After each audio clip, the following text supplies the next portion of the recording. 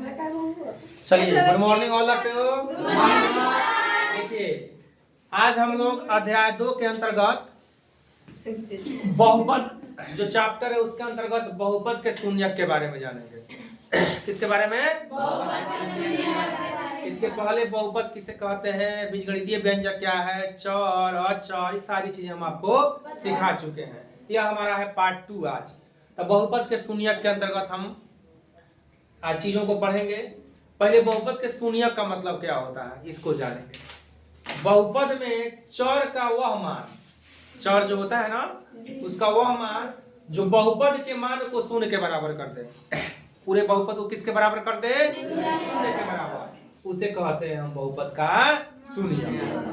चर के जगह पर हम कौन सा मान रखेंगे कि पूरा बहुपद शून्य बन जाएगा, उसी को कहते हैं बहुपद का शून्यक। तो सबसे पहले हम जानेंगे रैखिक बहुपद का शून्यक। किसका शून्यक? आइए देखते हैं। जैसे ही देखिए, x + 7 यह कौन सा बहुपद है? रैखिक बहुपद, क्योंकि इसका चर का अधिकतम घात क्या है? 1 है। तो इसका हमको शून्यक निकालना है। कहने का मतलब ये चर है, यहाँ पर कौन सा मान रखेंगे कि पूरा इस शून्य के बराबर बन जाएगा? किसके बराबर बन जाएगा?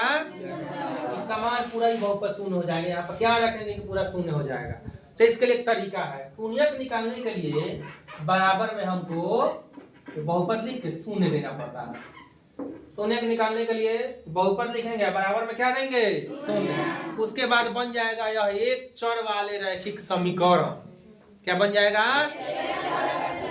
समीकरण। तो आप जानते हैं चर को एक साइड कर लेंगे और अचर यहाँ जो +7 है, जब बराबर किधर आएगा तो अपना चिन्ह बदल देगा।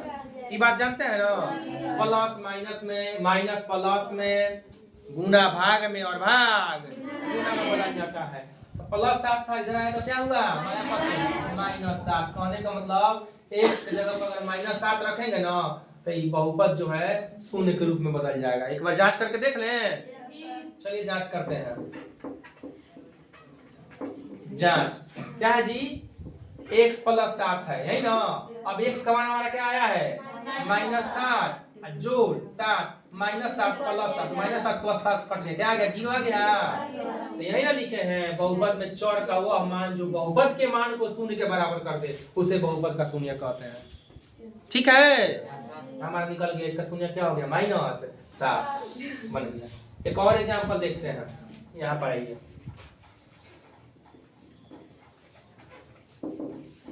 यह बहुपद है, ये भी तो रैखिक बहुपद है क्योंकि इसका घात क्या है? 1 है। घात क्या है? 1 है। सर जी क्या बताए हैं? शून्यक निकालने के लिए बराबर में शून्य देंगे। बराबर में क्या देंगे? शून्य देंगे। अब 9x इधर +5 इधर आके x बराबर -5 गुना 9 है तो इधर आके भागा 9, यानी x के जगह पर अगर हम -5/9 रखेंगे तो पूरा का पूरा शून्य में बदल जाएगा। पूरा का पूरा शून्य में बदल जाएगा। चलिए एक बार जांच करके देख लेते हैं कि हम जो बता रहे हैं वह सही है कि गलत है ना जी। 9 x के जगह पर क्या रखेंगे? -5/9 जोड़ 5, तो 9 से 9 कट गया। अब -5 + 5 0 हो गया। देख रहे हैं, यानी हमारा यह सही है। यहाँ तक कोई दिक्कत नहीं ना है। इसी तरह से हम आगे बनाते हैं। चलिए एक और एग्जांपल लेते हैं।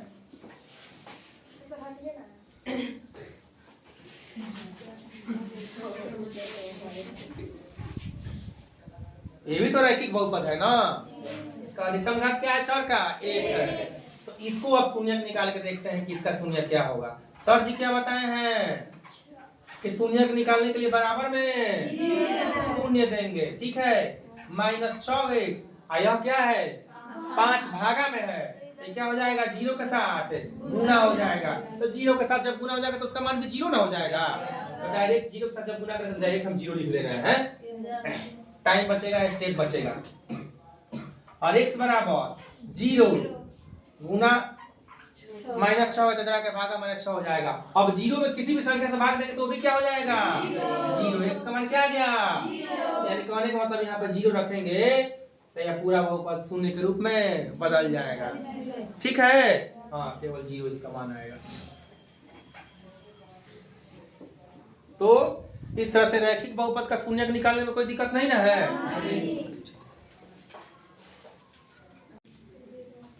चलिए अब हम रैखिक बहुपद का व्यापक रूप जानेंगे। रैखिक बहुपद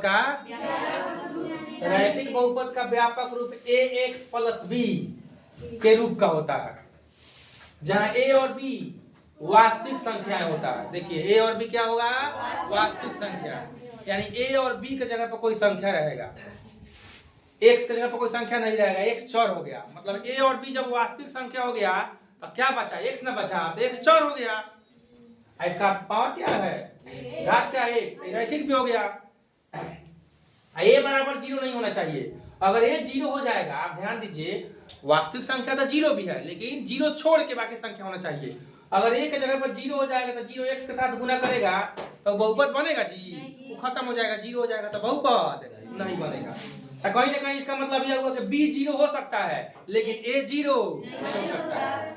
देखिए 9x प्लस 7 कहने का मतलब x का गुणांक a है, जो x के साथ जो गुना किया रहेगा वो क्या रहेगा, यानी इसमें कहे a का मान लिखिए तो x का गुणांक क्या है 9, और जो अचर पद पर रहेगा वो क्या हो गया b, अचर पद पर हो गया वो क्या हो गया, यहाँ देखिए x का गुणांक क्या हुआ a, यानी जो x का गुणांक रहेगा a, और जो अचर पद पर रहेगा जिसमें चर नहीं लगा है वो हो जाएगा b। कोई दिक्कत? तो चलिए a का मान जो x का गुणांक है वो a, जो अचर पद पर है वो क्या हो गया, तो -9, चिन्ह भी साथ में लेते हैं। ठीक है, यहाँ पर देखिए जो x का गुणांक है वह क्या हो गया a बराबर कितना हुआ 1/2, और b बराबर कितना हो गया 9। ये इसमें देखिए a बराबर क्या हो गया, तो x का गुणांक क्या है, x का गुणांक क्या है, यहाँ पर कुछ नहीं है तो एक छुपा हुआ है ना, उसके पहले माइनस है तो क्या हो गया -1। b बराबर क्या है -4। यहाँ a का मतलब क्या है, x का जो गुणांक रहेगा वो है a, अब b कुछ है नहीं अचर पद पर तो क्या हो जाएगा, अचर पद कुछ है नहीं तो b बराबर क्या हो जाएगा। कौन चीज यहाँ लिखाया गया था कि a तथा b वास्तविक संख्या होता है, a और b की जगह पर कोई संख्या होगा, लेकिन a बराबर 0 नहीं होगा। कहने का मतलब a 0 नहीं होगा, इसका मतलब b 0 हो सकता है, b 0 हो सकता है। अच्छा यहाँ पर a बराबर क्या हो गया -8, अब b बराबर क्या हो गया। अब कहिएगा सर जी a 0 क्यों नहीं हो सकता है, अब बताओ, अगर यहाँ 0 से गुना कर देंगे बाबू, यहाँ पर 0 से गुना कर देंगे x में तो 0 ना हो जाएगा, तो केवल -9 बचेगा, इसमें चर है ये नहीं है, तो बहुपद कहेंगे नहीं ना कहेंगे। अगर यहाँ हम 0 से गुना कर देते 9 में, ये पूरा 0 है तो केवल 7 बचता, तो क्या इसको हम बहुपद कहेंगे, चर रहेगा नहीं तो उसको बहुपद कह सकते हैं यार, नहीं कह सकते हैं। इसीलिए a 0 नहीं होगा, a और b वास्तविक संख्या होगा लेकिन a 0 नहीं होगा, यानी कहने का मतलब b 0 हो सकता है। तो इसका यह व्यापक रूप है, जहाँ a और b का मान हम देख लिए। अब व्यापक रूप से भी हम शून्यक निकाल सकते हैं। एक तो तरीका पहले बता दिए आपको कैसे शून्यक निकालेंगे, लेकिन व्यापक रूप से भी हम डायरेक्ट शून्यक निकाल सकते हैं। एक चीज देखिए, व्यापक रूप क्या होता है इसका, रैखिक बहुपद का व्यापक रूप,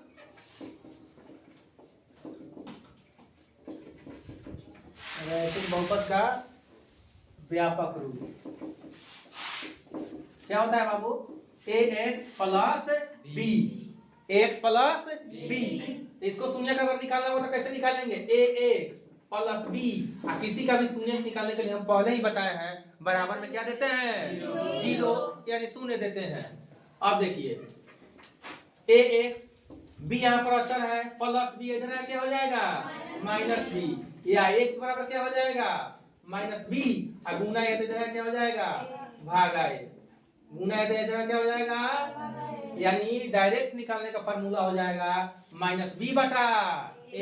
चलिए एक एग्जांपल देखते हैं, जैसे हम लिख दिए 5x प्लस 7, अगर इसका शून्यक निकालिए तो दो तरीका से आप निकाल सकते हैं। एक तो पहले वाला तरीका, पहले वाला तरीका क्या बताए थे कि आप लिखेंगे 5x प्लस 7 बराबर में शून्यक निकालने के लिए क्या देंगे 0, x 5x बराबर क्या हो जाएगा, इधर प्लस 7 इधर क्या हो जाएगा -7, और x बराबर क्या हो जाएगा -7, गुना 5 है तो इधर क्या हो जाएगा भागा 5, इतना हो जाएगा। अब देखिए व्यापक रूप से भी हम क्या निकाल सकते हैं, सुनिए निकाल सकते हैं। कैसे? तो इसमें जो क्वेश्चन था 5x + 7, इसमें a का मान पहले लिख लीजिए। x को जो पहले वो क्या हो गया a, जो अचर पद पर रहेगा वो क्या हो गया b। इसमें शून्यक निकालने के लिए क्या फार्मूला अभी प्राप्त किए हैं हम, -b बटा a। तो x बराबर क्या हो जाएगा -b। तो b की जगह पे कितना है 7, उसके पहले कितना लगा देंगे -7, a की जगह पे कितना लिख देंगे 5। बताइए वैसे भी बन गया कि नहीं बन गया? बन गया ना। ये तरीका पहले बताया है। अभी व्यापक रूप से डायरेक्ट रैखिक बहुपद का शून्यक क्या होता है -b बटा a। ठीक है, चलिए एक और देखते हैं। 2 नंबर एग्जाम्पल, हमारा 1 नंबर एग्जाम्पल था। 2 नंबर एग्जाम्पल जैसे हम लिख दिए -x - 1, इसका शून्यक निकालिए। तो a बराबर जो x का गुणांक रहेगा -1, जो अचर पद पर रहेगा -1। अब शून्यक निकालने का फार्मूला होता है -b बटा a। तो क्या हो जाएगा x बराबर -b। तो इसमें भी माइनस है और फार्मूला में भी माइनस है, तो माइनस माइनस क्या हो जाएगा, यानी कहने का मतलब तो फार्मूला का माइनस लिखेंगे और b का मान फिर -1 लिखेंगे। ये तो फार्मूला का माइनस है और यहाँ b का मान है -1 बटा a का मान क्या हो गया -1। चलिए x बराबर माइनस +1 बटा -1। एक चीज ध्यान दीजिएगा, माइनस कभी नीचे नहीं रहता है, माइनस हमेशा कहाँ रहता है, ऊपर चल जाएगा। ऊपर चल जाएगा तो इसका मान क्या हो जाएगा -1। नीचे 1 नहीं लिखते हैं भाई, ये माइनस ऊपर चल जाएगा तो ये -1 हो जाएगा, नीचे 1 बचेगा। तो नीचे 1 लिखना जरूरी है नहीं, हो गया बन गया। तो डायरेक्ट ही बना सकते हैं कि नहीं बना सकते हैं? ऐसे ही बना सकते हैं जो पहले तरीका बताए थे, और इस व्यापक रूप से भी हम डायरेक्ट बना सकते हैं। एक और एग्जांपल लेते हैं। चलिए a का मान क्या हुआ -9, b का मान क्या हो गया -6, और शून्यक निकालना है तो क्या हो जाएगा -b बटा a। उसके बाद क्या हो सकता है जी, x बराबर -b। b में तो ऑलरेडी माइनस लगा हुआ है यहाँ पर, लेकिन यह हमारे फार्मूला का माइनस, तो -6 बटा a की जगह पे कितना -9। अब क्या हो जाएगा जी, x बराबर माइनस क्या हो जाएगा +6 बटा -9। हम आपको एक चीज बता रहे हैं कि माइनस कभी नीचा नहीं जाता, ऊपर आता है, हो जाएगा -6 बटा 9, 3 दूना 6, 3 त्रिका 9। x का मान क्या हो गया -2 बटा 3। तो इस तरीका से भी आप क्या कर सकते हैं, बना सकते हैं, और लॉन्ग मेथड से ही बना सकते हैं जो तरीका बताया है। कुल मिलाकर हम इस निष्कर्ष पर पहुंचते हैं कि रैखिक बहुपद के शून्यकों की संख्या 1 होती है। रैखिक बहुपद के शून्यकों की संख्या एक ही ना शून्यक निकल रहा है, एक ही ना मान निकल रहा है x का। x का कितना मान निकल रहा है 1।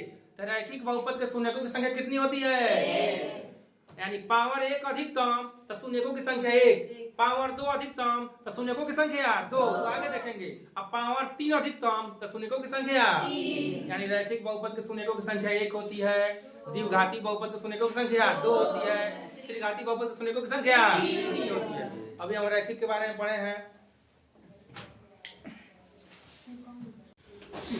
तो हम किस निष्कर्ष पर पहुंचे कि रैखिक बहुपद के शून्यकों की संख्या केवल 1 होती है।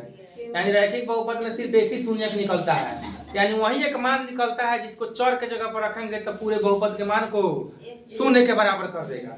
सिर्फ एक ही इसका शून्यक का संख्या होता है। अभी कितना निकला है, सब एक ही बार निकला है, x का मान एक ही बार ना प्राप्त हो रहा है, 2 बार प्राप्त नहीं ना हो रहा है। हाँ, तो सिर्फ 1 होती है। अभी रहा कुछ होमवर्क जिसको आप अपने घर से होमवर्क के रूप में बनाकर लाएंगे, ठीक है।